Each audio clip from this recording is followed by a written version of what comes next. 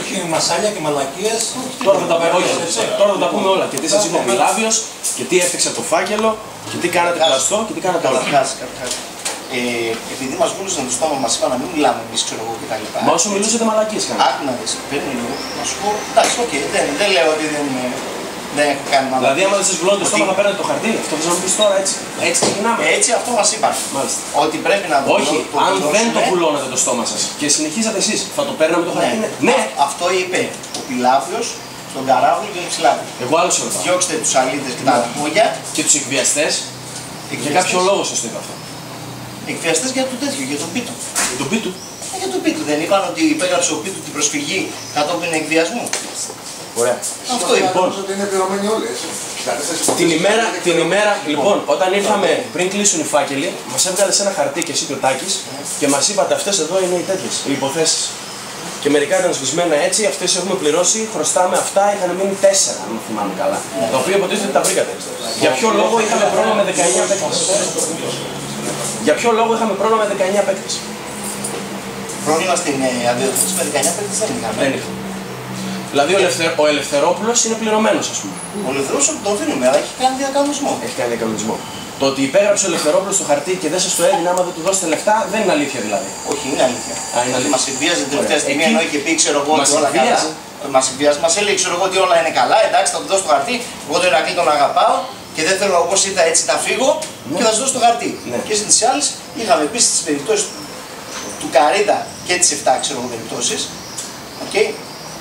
Και ενώ είχαμε πει ξέρω εγώ όλα εντάξει θα τα βρούμε και θα κάνουμε εκχωρήσεις, θα κάνουμε τέλος πάντων συμβασμό κτλ. Και όλα θα είναι μια χαρά. Και μας έβγαλε τελευταία στιγμή, μας ήρθαν οι παίκτες που δεν συμφωνούσαν με τον Καρίδα. Εσείς δεν συναντηθήκατε με τον Καρίδα κτλ. Ναι. Εμείς συναντηθήκαμε με τον Καρίδα και ο Καρίδας είπε ότι μας χρωστάνε πάρα πολλά λεφτά, αλλά δεν θα υπάρξει πρόβλημα γιατί και εμείς σε αυτή την πόλη μένουμε και δεν μπορούμε να ρίξουμε τον Ηρακλή. Αυτό είπε ο Καρίδας. Και αντί για να εκμεταλλευτείτε αυτό που είπαμε, τι κάνετε. Τα λεφτά που λέει ότι τους χρωστάμε τα πάρα πολλά τα λεφτά. Ποια λεφτά ήταν αυτά εδώ πέρα. Θέλω να σου πω τα ποσά. Γιατί αυτό κυρία διαφωνία που είχαμε εμείς με τον Καρίδα ήταν η εξής. Ρε παιδιά, εμείς σας έχουμε δώσει π.χ. στον Γιάκοπ 154 χιλιάρικα. Αυτή τη χρονιά. Γιατί λες ότι δεν έχεις πληρωθεί καθόλου από εμένα και έχεις πάρει το 10% της φετινής σου σεζόν. Γιατί Οι υπογραφές μας είπες. Εσύ μας είπες ότι έχεις μιλήσει με όλους τους παίκτες και είναι καλά. Και ξεκινάμε από τους παίκτες που δεν δημιουργήσαν θέμα οι παίκτες. Πού να φτάσουμε δηλαδή και στο μετοχικό κεφάλαιο, έτσι. Πού να φτάσουμε εκεί. Εκεί θα γελάσουμε. Όχι, δεν γελάσουμε. Θα γελάσουμε. Απλά τα πράγματα. Καταρχάς, σας λέω, είχαμε αυτό το θέμα, τη διαφορά ξέρω εγώ με τους παίκτες που οποίοι λέγανε από του Καρίδα τους πλευράτες. Κλείστε το λίγο, ρε. Από την Καρίδα την πλευρά οι παίκτες οι οποίοι λέγανε ξέρω εγώ ότι πήραμε τα παλιά, μας ξοφλήσατε τα παλιά και από εδώ και πέρα ξέρω εγώ μας έχετε δώσει 10% της φετινής σεζόν. Εμείς λέγαμε ναι, δεν πρέπει να καταλάβεις ότι σου δίνουμε αυτά και προσπαθούμε να σου αναπληρώσουμε και τα άλλα τα λεφτά. Αυτή ήταν η διαφορά. Τέλος πάντων φτάσαμε και ξέραμε ότι ήθελε εξ αρχής ο Καρίδας, οι παίκτες, μάλλον ο Καρίδας έλεγε εγώ θα δούμε τι θα κάνουμε, θα σας βοηθήσουμε κτλ. Ότι θέλανε μπροστά λεφτά για να υπογράψουν. Ωραία. Τον Ιανουάριο που ξεκίνησε το κάλεσμα να μας δείχνουν τα 700 χιλιάρικα ήταν για να δώσουμε προκαταβολές στους παίκτες. Τα 700 χιλιάρικα, λοιπόν, τα 700 χιλιάρικα γιατί τα χρειαστήκατε. Γιατί δεν τα βγάλατε από τον προϋπολογισμό από την αρχή τον της χρονιάς. Ιανουάριο δεν είχαμε υπολογισμένο ότι η ΕΠΟ μπορεί να μας ζητήσει εφάπαξ όλες τις οφειλές από το 2004. Τις πληρώσατε. Κάναμε εκχωρήσεις. Όχι. Πλέον Τις πληρώσατε ναι ή όχι. δώσαμε μετρητά. Πόσα? 80 χιλιάρικα μετρητά. Γιατί μας είπατε ότι δώσατε 700 μετρητά. 700 μετρητά, όχι δεν είπαμε. Μας είπε. Εγώ τουλάχιστον δεν είπα. Εγώ δεν είπα. Τώρα άμα το είπε τώρα 100.000 φορές είναι μπροστά ότι δώσατε 700 όταν μας φωνάξατε να μας ανακοινώσετε. Περίμενε, θα σου θυμίσω και την περίπτωση. Όταν μας φωνάξατε και είπατε ότι χρειαζόμαστε 15 εισιτήρια για να μαζέψουμε 700.000 ευρώ και θέλουμε βοήθεια από τους συνδέσμους και από τον κόσμο, τότε μας είπατε ότι δεν υπολογίσαμε τα 700 χιλιάρικα που μας ζήτησε όλα μαζί η ΕΠΟ. Γιατί αυτά τα λεφτά δεν δώθηκαν και δώσατε μόνο 150-180. Αυτό είναι μετρητά που λες τώρα εσύ. Μας το είπατε ότι δώσαμε μετρητά 700 χιλιάρικα. Να σου πω λίγο τώρα. 700 χιλιάρικα, όχι περίμενε. Άμπρα. Λοιπόν, 180 συν 400 τα λεφτά του ΟΠΑΠ από τη διαφήμιση, 580 και άλλα 120. Έγινε Τα μια 120 μαλακία. ποια είναι? Ποια? Τα δόθηκαν αυτά. Ναι, έχουν εκπονηθεί. Από Από πού? τηλεοπτικά δικαιώματα. Από τηλεοπτικά δικαιώματα. Αλλά είχαμε και την εξής μαλακία. Δηλαδή, δεν ξέρω εγώ τι είναι, μείον 200 χιλιάρικα. Και δηλαδή θα έχουμε άλλα 200 χιλιάρικα στον οφείλει στην ΕΠΟ. Γιατί μας τα πήρε, μας τα μάκωσε η εφορία την προηγούμενη εβδομάδα.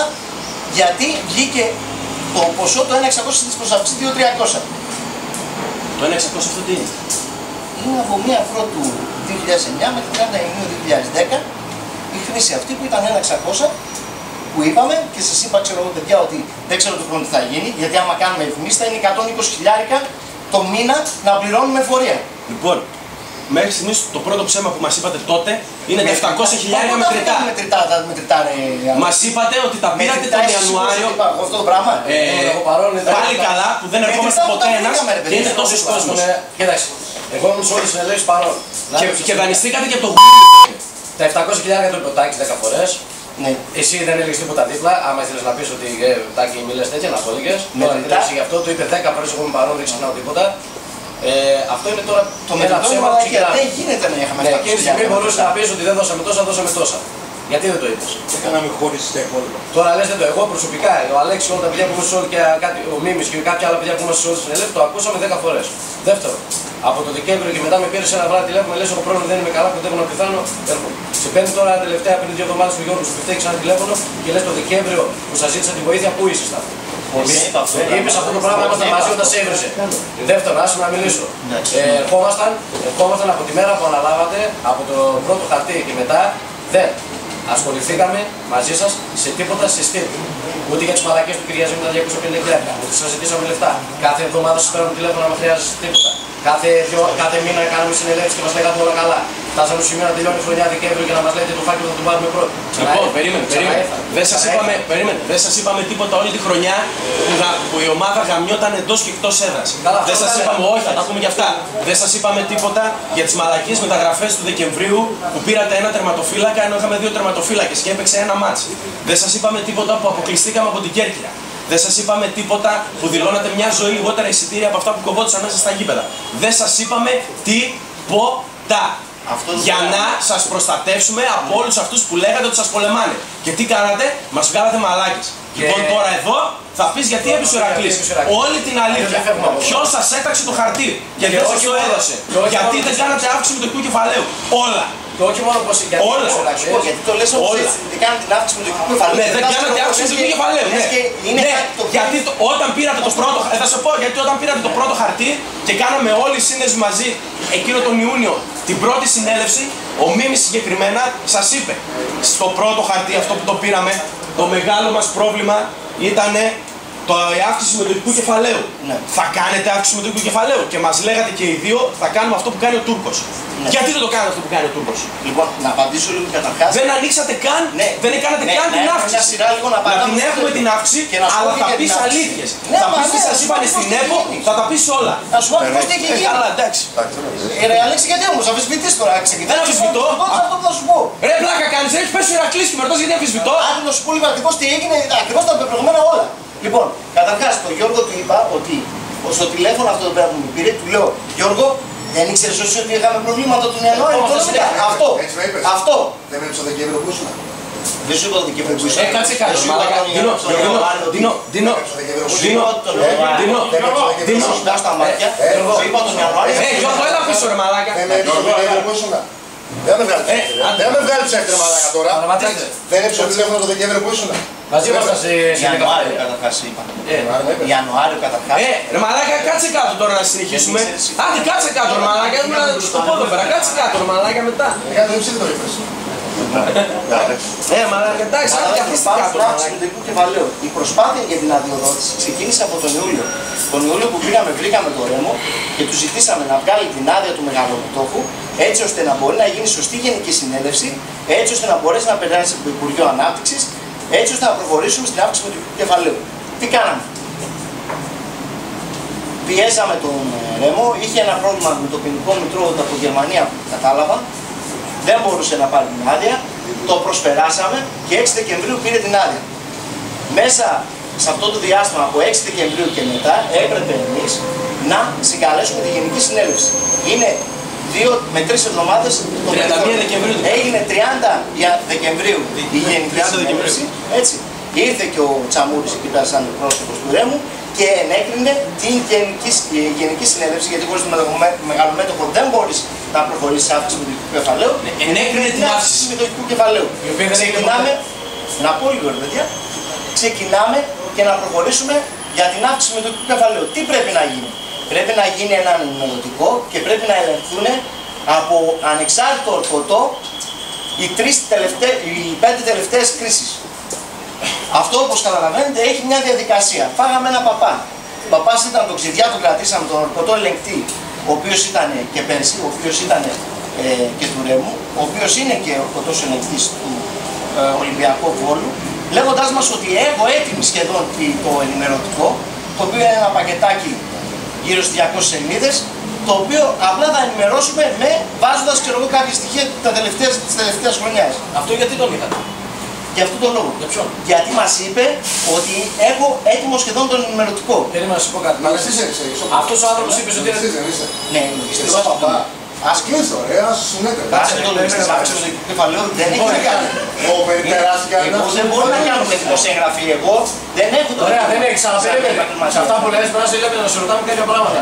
Έχεις, λες, πώς τον είπες αυτόν τον άνθρωπο? Το Ξηδιά. Και λες ότι είναι του Ρέμου και του Ολυμπιακού Βόλου. Δηλαδή σαν να με λες ότι είναι του ΠΑΟ, του Άρη και τον έχεις εσύ. Γιατί ο Ολυμπιακός Βόλου μέσω που αποδείχθηκε ότι ήταν ο πρώτος που ήθελε να σε δείξει, και ο Ρέμος με αυτά που έχει να πληρώνει τα επόμενα 100 χρόνια, και ο Ρέμος το μόνο που θέλει σήμερα είναι να διαλυθεί ο Ηρακλής για να μην πληρώνει αυτά τα λεφτά στην εφορία, και εμείς έχουμε αυτό το μαλάκα του Ξηδιά, όπως τον είπε στο τέτοιο. Αυτό το πράγμα. Τώρα σιγά σιγά μαθαίνουμε και άλλες μαλάκες που κάνει. Θυμάσαι τι έλεγε ο Μπέος στον Βόλο? Τι έλεγε? Θα σας δείξω τα πάντα την ερώτηση. Και εμείς το ψηφίσαμε 2 εβδομάδες μετά το ψηφίσατε αυτό. Αυτό η ιδεολογία, ξέρω εγώ, του Τάκη ήταν ότι τέλος πάντων μαζί. Ο Τάκης είναι η πορεία του Μπέου. Θα πάμε και στο Τάκη. Εκεί ψήφισε ο Τάκης ή ο Ράκης? Μην ανησυχείς, αυτό που παθαίνεις είναι να το πάθει και ο Τάκης. Κοίταξε, ήρθαμε σε σένα, θα πάμε στο Τάκη. Στο Τάκη. Έτσι, Γιατί δεν παραιτήθηκε? Γιατί δεν παραιτήθηκε? Γιατί δεν παραιτήθηκε? είπα ότι εκπροσωπούσε τον Ηρακλή ο Τάκης. Και η ιδεολογία, ξέρω εγώ, που είπε ο Τάκης, αυτό που μου είπε είναι ότι όπως έγινε και με τον ΠΑΟΚ, στη θέση, ξέρω εγώ, ποιος ήταν και πήγε ο Σαγοράκης, όπως είναι εθιμοτυπικό κάτω εθιμοτυπικό, έτσι λειτουργεί στην ΕΠΟ, αντιπρόσωπος που έχει οριστεί μέσα από τη Super League να συνεχίζει να είναι της ίδιας ομάδας όταν αλλάζει για κάποια κολλήματα. Της ίδιας ομάδας. Δηλαδή όπως έγινε με τον ΠΑΟΚ και πήγε όταν παρατήθηκε ο Κατσιολίδης, ναι, και πήγε, ξέρω εγώ, ο Ζαγοράκης, έτσι, ξέρω εγώ, όταν παρατήθηκε ο αντιπρόσωπος. Άλλες ομάδες γιατί δεν το ψήφισαν δηλαδή τώρα? Είναι αναγκαστικό να το ψηφίσει αυτό? Είναι εθιμοτυπικό. Εθιμοτυπικό είναι. Λοιπόν, πάμε. Άστο αυτό και πάμε στο μετοχικό κεφάλαιο τώρα. Εκεί αυτό μας καίει. Ξεκινάμε λοιπόν, μας λέει αυτή τη μαλακία. Φάγαμε μια καταστήρηση δηλαδή 3 εβδομάδες λέγοντάς μας, ξέρω εγώ, παιδιά, με 18.000 θα την κάνουμε τη δουλειά. Γιατί πάνω απ' όλα ήταν και το οικονομικό. Γιατί ο ΠΑΟΚ πληρώνει 60.000 για να κάνει αυτή το ενημερωτικό. Εμείς με 18.000 λέγαμε, και εφόσον έχεις έτοιμη τη δουλειά ήδη, και εφόσον έχεις πάρει κάποια λεφτά από το παρελθόν, θα μας τελειώσει με 18.000 τη δουλειά. Λοιπόν, ξεκινάμε, μας λέει τελικά ότι αυτή η χρηματιστηριακή που έχει συνεργασία δεν μπορεί να κάνει το ενημερωτικό, επομένως σταματάμε. Λέμε δεν παίρνεις φράγκο, ας τη δουλειά, ξέρω εγώ, που έχεις να κάνει ό,τι έχεις κάνει, και παίρνουμε, ξέρω εγώ, την Guardian Trust. Την κάρτα? Guardian Trust. Τι είναι αυτό? Guardian Trust είναι HPI, χρηματιστηριακή, η οποία...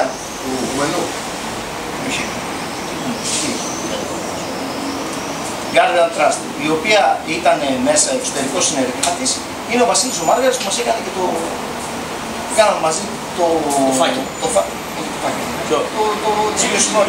την έκθεση βιωσιμότητας. Μάλιστα. Λοιπόν, τελείωσε το ενημερωτικό και πάμε κάτω εμείς να πούμε, ξέρω εγώ, να και το ενημερωτικό και παιδιά προχωράμε για την αύξηση μετοχικού κεφαλαίου. Αφού τελείωσε το ενημερωτικό. Περιμένουμε δηλαδή την αύξηση, την έκθεση από την Επιτροπή Κεφαλαιογοράς. Μένει ένα παράγωγο να καταβληθεί 8.200 και περιμένουμε αυτό. Έχω μιλήσει ήδη όμως με την ΕΠΟ που έχουμε μιλήσει. Μας έχει πάρει ο Δημητρίου και μας λέει δεν έχει φέρει μελλοντικές οικονομικές καταστάσεις. μελλοντικές οικονομικές καταστάσεις σου λέμε, σου έχουμε στείλει και δείχνουμε ξέρω τι θα κάνουμε. Σου δείχνουμε το πλάνο της βιωσιμότητας. Μιλάω με τον Κοκολιό και του λέω, κοίταξε να δεις, εμείς έχουμε στείλει μελλοντικές καταστάσεις και μέσα ξέρω φαίνεται και αύξηση με το κεφαλαίο που θα γίνει. Λοιπόν, δεν με ενδιαφέρει τίποτα από αυτά. Αυτό που με ενδιαφέρει είναι να έχουν πει τα λεφτά, τα 16.800. Λέω συγγνώμη, λέω, ο ΠΑΠ πώς λειτουργεί. Ο ΙΑΕΚ πώς λειτουργεί. Οι άλλοι πώς λειτουργούν με την αύξηση. Έχει ολοκληρώσει κανένα αύξηση με το κεφαλαίο. Όχι, λέει και τις διαγράφω, τις πετάω απ' έξω. Και τι να κάνουμε δηλαδή. Μα εσύ δεν ξεκίνησες καν. Και τι να κάνουμε.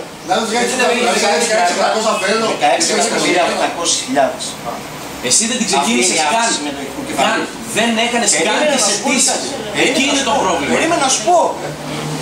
Και ενώ έχουμε τον ημερωτικό που έχουμε πάει κάτω και τους λέμε είμαστε έτοιμοι να προχωρήσουμε, λέει εγώ θέλω να έχουν πει αυτά τα λεφτά. Αλλιώς δεν έγκρινε. Λέω δεν γίνεται αυτό το πράγμα, το ξέρεις και δεν το έχει κάνει κανένας άλλος. Μα άνοιξες την αύξηση, ξεκίνα να βάζεις το και 5 ευρώ και περίμενα να σου πω. Αλλάζουμε τις μελλοντικές οικονομικές καταστάσεις λοιπόν, λέγοντας ότι προσδοκούμε να πάρουμε τα 16.800 να συμπληρωθούν και έχουμε ήδη διασφαλισμένα τα 3,5 εκατομμύρια. Τα 3,5 εκατομμύρια. Μα ξέρεις ποιο είναι το λάθος, ξέρεις ποιο είναι το λάθος. Λες, μα να καταλάβεις γιατί εδώ πέρα μας λες πάλι τα ίδια που λες όλα τα ράδια και δεν το πιστεύουμε. Το πρόβλημά σου ήταν το εξής. Ότι είπες προσδοκούμε να πάρουμε τόσα λεφτά σε μία αύξηση που δεν είχατε ξεκινήσει καν. Ναι. Το καταλαβαίνεις αυτό το πράγμα. Ναι. Ο άλλος σου λέει προσδοκώ να πάρω 16 εκατομμύρια σε μια αύξηση που έχει ξεκινήσει και μπορεί να έχει μέσα 2.000 ευρώ. Δεν έχει σημασία. Σου λέει ο άλλος την ξεκίνησε. Δεν την ξεκίνησε την αύξηση. Κεφαλαιοποίησες έσοδα. Κεφαλαιοποίησες έσοδα. Έχει μεγάλη διαφορά. Πώς δεν έχει μεγάλη διαφορά. Διπλάσιο όφελο έχει ξεκινήσει. Από 3,5 εκατομμύρια. Είσαι 4 χρόνια χωρίς να έχεις κάνει αύξηση με το ίδιο κεφαλαίο στην ΠΑΕ. Είναι η ΠΑΕ 4 χρόνια χωρίς αύξηση με το ίδιο κεφαλαίο. Μπορεί και 5. Πώς πας να πάρεις άδεια. Λοιπόν, άσε με να ολοκληρώσω και να σου πω πώς πας. Τα πρότυπα λοιπόν μιλάμε με τον Κολιολιό, ο οποίος είναι ο οικονομικός υπεύθυνος της ΕΠΟ. Λοιπόν, όπως είναι ο οικονομικός υπεύθυνος της ΕΠΟ, ο οποίος εισηγείται, τους στέλνουν νέες μελλοντικές καταστάσεις, γιατί δεν τις δεχόντουσαν, γιατί βάλαν στην πρωτοβάθμια, αν θυμάστε, ότι δεν υπάρχουν μέσα οι μελλοντικές καταστάσεις, οικονομικές καταστάσεις. Τις οποίες όμως εμείς ήδη τις είχαμε διορθώσει.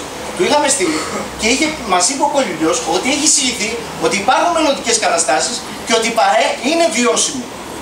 Ο ίδιος εισηγήθηκε, το πιάνω και του λέω στην πρωτοβάθμια όμως γράφει ότι λες ότι δεν υπάρχουν μελλοντικές οικονομικές καταστάσεις. Μου λέει δεν ξέρω τι να σου πω. Εγώ άλλα εισηγήθηκα, από εκεί πέρα ποιος κάνει τη διατύπωση της πρωτοβάθμιας δεν είναι δικός μου ρόλος. Δηλαδή ο Δημητρίου. Προχωράμε τέλος πάντων, πάμε στην δευτεροβάθμια και πάμε να κάνουμε την εξέταση. Έχουμε βγάλει και το πακέτο των 170 σελίδων με την έκθεση βιωσιμότητας. Και αρχίζουμε και δείχνουμε. Έχουμε δώσει πακετάκια και μιλάμε στην Επιτροπή. Ο Κολιολιός είναι έξω. Ο Δημητρίου είναι τέλος πάντων ο εριστικός. Αναφέρει ξέρω εγώ με το τι γίνεται με το Σαμαδάρι πάνω, με το τι γίνεται. Εγώ σου ξαναλέω ένα πράγμα. Έχεις πηδήξει 2 μήνες, 2 μήνες έχεις πάει στην εξέταση του. Περίμενε! Έχεις πάει στην εξέταση του φακέλου και όταν σε ρωτούσαμε εκατοντάδες φορές πριν καταθέσουμε το φάκελο, αλλά και μετά που το καταθέσαμε, εκατοντάδες φορές έχεις κάνει την αύξηση, ναι. Έχεις κάνει την αύξηση, ναι. Γιατί έλεγες ναι. Έχεις κάνει την αύξηση, ναι. Έχει κλείσει την αύξηση. Όχι. Όχι. Εμείς σε ρωτούσαμε για ποιο λόγο δεν έχεις βγάλει μετοχές να αγοράζει ο κόσμος. Έστω να μην αγοράσει κανένας, δεν έχει σημασία. Τι μη εσύ πήγες τον Ιούνιο, εγώ σε πάω τώρα στο Μάρτιο. Είχα πει ότι θα πάμε και θα ξεκινήσει η αύξηση μετοχικού κεφαλαίου το Μάρτιο. Μάρτιος, πέρασε Μάρτιος. Είχα πει ότι θα ξεκινήσει το Μάρτιο. Δεν ξεκίνησε. Ναι, το ξέρω, έφαγα εκείνο το παπά με τον άλλον, αλλά συν τις άλλες. Στους γιάς δηλαδή μας έριξε. Λοιπόν, συν τις άλλες, αυτό μπορεί να έχει και αποδεικτικά γιατί έχουμε σύμβαση. Έχουμε σύμβαση με αυτόν. Να τα βγάλετε όλα, να τα δείξετε, σαν και Σόπουλος να τα βγάλεις, σαν και Σόπουλος να τα βγάλεις, γιατί δεν σε πιστεύουμε. Να το ξέρεις. Υπάρχει σύμβαση στην ΠΑΕ, ναι. Και να το δεις. Όχι, υπάρχει σύμβαση στην ΠΑΕ με την εταιρεία. Να το δω. Να το δεις. Να το δω, να το βγάλεις κάπου, δεν ξέρω. Και μετά κάναμε σύμβαση με την Κάρτα. Λοιπόν, και λέμε ξέρω ότι θα ξεκινούσαμε το Μάρτιο. Λοιπόν, τελειώσαμε το ενημερωτικό. Κατεβήκαμε με το ενημερωτικό στην τέτοια και απέμενε να βγει η έκθεση της κεφαλογράσης. Και αυτό απομένει ακόμα, έτσι. Δηλαδή 8.200 και ξεκινάει η αύξηση με το κεφαλαίο. Γιατί ο Μάργαρης ήταν διευθυντής του χρηματιστηρίου εδώ πέρα, μας βοήθησε πάρα πολύ ο άνθρωπος και έμαθε ακριβώς όσους παραμέτρους έτσι ώστε να μην υπάρχει περίπτωση να απορριφθεί αυτή η αύξηση με το κεφαλαίο. Πάμε τέλος πάντων αυτό γιατί πήγα στην εκδίκαση. Γιατί ενώ έχει πει, όλοι βλέπουμε ξέρω εγώ ότι δεν υπάρχει ρε παιδιά, γιατί έχουμε βγάλει ήδη ότι δεν υπάρχει κάποιος που να έχει ολοκληρώσει την αύξηση του κεφαλαίου. Δεν υπάρχει κάποιος, αλλά εσύ δεν είσαι σαν αυτές τις δύο ομάδες που είπε να μην τις λέμε. Λοιπόν, εσύ είσαι ο Τάκης με τον Κεσόπουλο και έχεις ένα μπουρδέλο σωματείο. Σε θέλουν να σε ρίξουν 4 χρόνια αγωνιστικά. Μία χρονιά με το φάκελο δεν τα κατάφερε γιατί ήταν την πρώτη χρονιά. Δεύτερη χρονιά για το φάκελο και δεν είσαι το ΠΑΟ ούτε η ΑΕΚ που από πίσω παίρνουν οι Βενιζέλοι και οι υπουργοί και οι υφυπουργοί. Και εσείς πετούσατε χαρταετό. Και μην του ξαναπείς αυτό, γιατί αυτό το πιστεύατε τόσο πολύ ότι εφόσον είναι οι άλλοι, να είμαστε κι εμείς. Εσείς ποιοι ήσασταν. Γιατί όμως το πιστεύαμε αυτό. Γιατί δεν ξέρατε τι κάνατε. Γιατί το πίστεψα αυτό. Εμάς γιατί δεν Σας πόταξε κάποιος. Γιατί πόταξε κάποιος σαν τον Βενιζέλο, σαν τον Πρωθυπουργό για να σου πει εδώ είμαι εγώ και να είσαι ήσυχος ή από το κεφάλι σας να βγάζατε ότι είσαι ίδιος με τον ΠΑΟ και την ΑΕΚ. Θα πω και αυτό. Τι να με πεις, εγώ για να ήρθα εδώ δεν είναι να με πεις τίποτα. Ήταν πολύ αναλυτικός, ο οποίος ήθελε να τελειώνει τα θέματα, αφού τελειώσαν εκείνα τα χαρτιά και καλά που δεν είχαμε στείλει στην πρωτοβάθμια, ενώ τα είχαμε στείλει και χαθήκαν και τα λοιπά. Φέρανε υπερπλήρης πάγες, πώς ναι, χαθήκανε. Εγώ εδώ πέρα που σου λέω, στην δευτεροβάθμια ακόμα. Καλά και σου πεις δευτεροβάθμια. Έχει τον Αχιλλέα τον Κάρανη, ρωτήστε. Ρώτα τον Αχιλλέα τον Κάρανη. Γιώργο, να σου απαντήσω πολύ απλά. Τον Αχιλλέα τον Κάρανη ρώτα, ο οποίος ο ίδιος κατέθεσε χαρτιά, τα νομικά στοιχεία. Τον Αχιλλέα τον Κάρανη δεν είναι. Το στείλαμε. Αυτά ήταν μέσα στο φάκελο. Μα το στείλαμε να κάνει με πρωτόκολλο ένα-ένα να τα παραδώσει. Και στην δευτεροβάθμια. Μα αρχίσαμε να δίνουμε. Και επειδή αρχίσαμε να δίνουμε, μας λέει ο δικαστής, ελάτε αύριο 11 η ώρα, μέχρι τις 11 η ώρα να τα έχετε υποβάλει. 11 η ώρα είχε κατέβει, 9 η ώρα, 10 η ώρα είχε κατέβει ο Αχιλλέας ο Κάρανης με πρωτόκολλο παραλαβή σε ένα-ένα τα χαρτιά. Αυτά θέλουμε να τα δούμε. Άκουσε, ναι! Όχι, ναι, θέλω να τα δούμε. Να πάρεις και το Αχιλλέα του Κάρανη. Δεν με ενδιαφέρει πάνω κανένα. Θέλω να τα δούμε. Αυτά όλα τα πρωτόκολλα αποστολής, όλα που λες. Θα τα δεις. Γιατί την ασφαλιστική ενημερότητα ακόμα τη βλέπουμε εκεί το χαρτί. Θα τα δεις. Καλά, θα τα δω. Και ενώ έχει κάνει αυτό το πράγμα, ξέρω εγώ, η απόφαση έχει βγει 19 Απριλίου ήδη. 20 Απριλίου μας δίνουν προθεσμία και η απόφαση τελικά βγαίνει 19 Απριλίου. Δηλαδή τελείωσε. Ό,τι και να στέλναμε χαρτί μας είχαν γραμμένος. Σε ρωτήσω κάτι, γιατί τώρα ψιλοπλατιάζουμε. Λοιπόν, να τελειώσω λίγο μόνο με αυτό με την τέτοια, με την αύξηση του κεφαλαίου. Οπότε, εφόσον θα βλέπει όλα αυτά ο δικαστής, καλεί φέρτε λέει τον οικονομικό υπεύθυνο εδώ πέρα που εισηγείται για τους φακέλους. Του λέει γιατί εισηγείς ότι δεν υπάρχουν μελλοντικές καταστάσεις. Και αυτό υπάρχουν τα πρακτικά μέσα. Στη δευτεροβάθμια. Να τα δούμε. Τα ζητήσαμε. Τα ζητήσαμε. Δεν σας τα δίνουν και αυτά. Τέτοιος πόλεμος. Τέτοιος πόλεμος.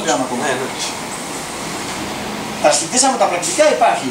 Λοιπόν, και λέει τέλος πάντων, για πες μας, τι γίνεται εδώ πέρα με την αρνητική θέση. Λέει, κοιτάξτε, λέει, αφήστε αυτό εδώ πέρα με την αρνητική θέση κτλ. Ούτως ή άλλως τα πρότυπα της UEFA είναι να υπάρξει ισοσκελισμένα έσοδα-έξοδα. Δεν έχει σημασία γιατί σχεδόν καμία ΠΑΕ, κατάθεση τώρα στη δευτεροβάθμια, σχεδόν καμία ΠΑΕ δεν έχει θετική θέση. Ούτε το ακούς από τον οικονομικό υπεύθυνο αυτό της ΕΚΟ. Ούτε το ακούς, το ακούει όλη η Επιτροπή. Λες ότι θα ασχοληθούν, ξέρω εγώ, με αυτό το πράγμα. Και έτσι έκλεισε η δευτεροβάθμια. Αυτό πότε έγινε αυτό στη δευτεροβάθμια. Ωραία. Άκουμε τώρα. Εμείς τι σας είπαμε από την αρχή που ξεκίνησε να φαίνεται η φάση ότι χρειάζεστε λεφτά, από τότε δηλαδή που μας είπατε με τα 15 τα ευρώ, ότι αν έχετε πρόβλημα, δύο είναι οι λύσεις. Ή θα παραιτηθείτε, ή θα βγείτε να το πείτε σε όλο τον κόσμο ότι υπάρχει αυτό και αυτό και αυτό το πρόβλημα, έτσι ώστε να προσπαθήσει ο κόσμος να πιέσει και να υπάρξει παρέμβαση για να πάρει ο Ηρακλής το χαρτί. Και μου λες τώρα ότι στη δευτεροβάθμια στηρίχτηκες σε κάτι που σου είπε στη δευτεροβάθμια ο δικαστής. Είστε τόσο μαλάκες. Εντάξει, όταν σου λέω ότι στην πρωτοβάθμια... Βάλε μια αμφιλία, σε παρακαλώ. Πότε είχαμε πρώτη φορά που σας είπαμε θέλουμε φέτος να μην ζήσουμε τα περσινά? Ήταν μέσα Ιανουαρίου. Δεν μας πουλούσαν τρέλα. Εμείς βγήκαμε από το Μέγαρο 4 Ιανουαρίου. Την επόμενη εβδομάδα ήρθαμε στη Μίκρα και το λέμε. Αυτά που ζήσαμε πέρσι δεν μπορούμε να ζήσουμε φέτος για ένα λόγο. Φέτος θα μας ρίξουν. Πέρσι το δώσανε, πώς το πήρες, με τον κόσμο, με πολιτική παρέμβαση, με τον κουτισμάνο, δεν ξέρω. Φέτος θα μας ρίξουν. 15 Ιανουαρίου. 10 με 15 Ιανουαρίου. Από τις 10-15 Ιανουαρίου, πόσες φορές, είτε με συνάντηση στη Μίκρα, είτε με τηλέφωνα, εγώ, ο Ντίνος, ο Αλέξης, ο Γιώργος, είπαμε, Υπάρχει πρόβλημα. Ακούμε προβλήματα. Το μόνο που ζήτησε Ακούμε άσχημα πράγματα. τι είναι να πάει στον Κοφίδη και να του μιλήσει.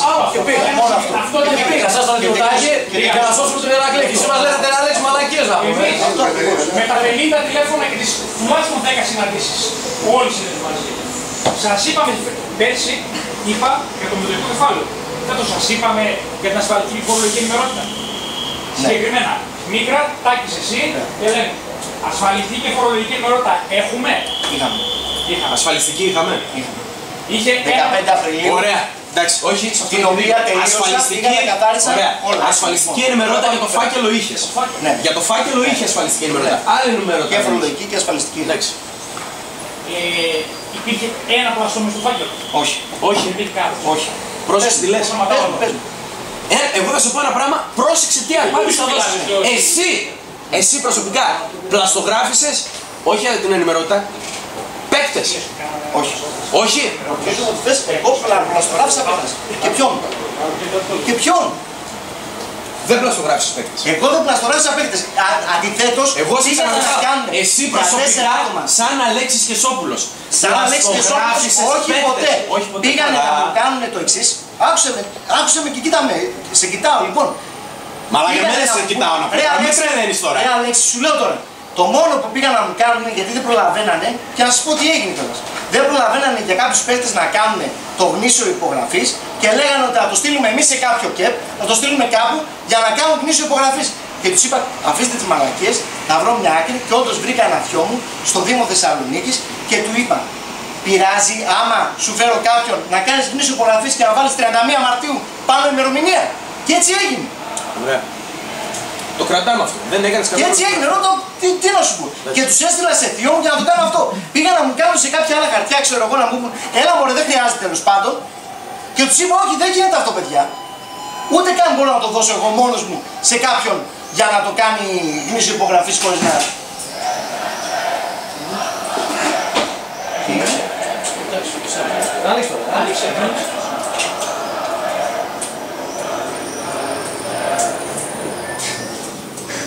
Μάγια είμαστε καλά. Αυτός είναι.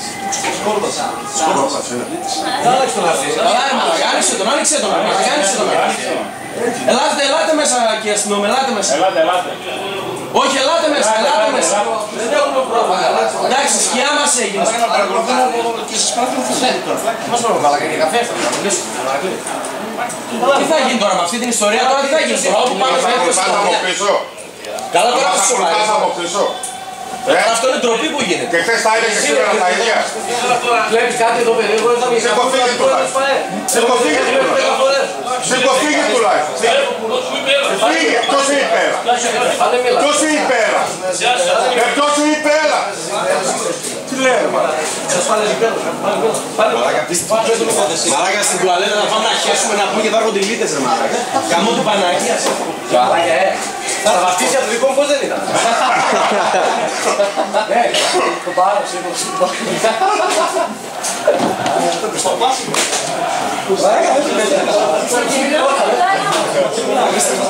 Και εσύ το κάνεις. Όχι, δεν πάμε. Μας παρακολουθούν. Πάρε σε ακόμα μέσα. Γιατί ο άνθρωπος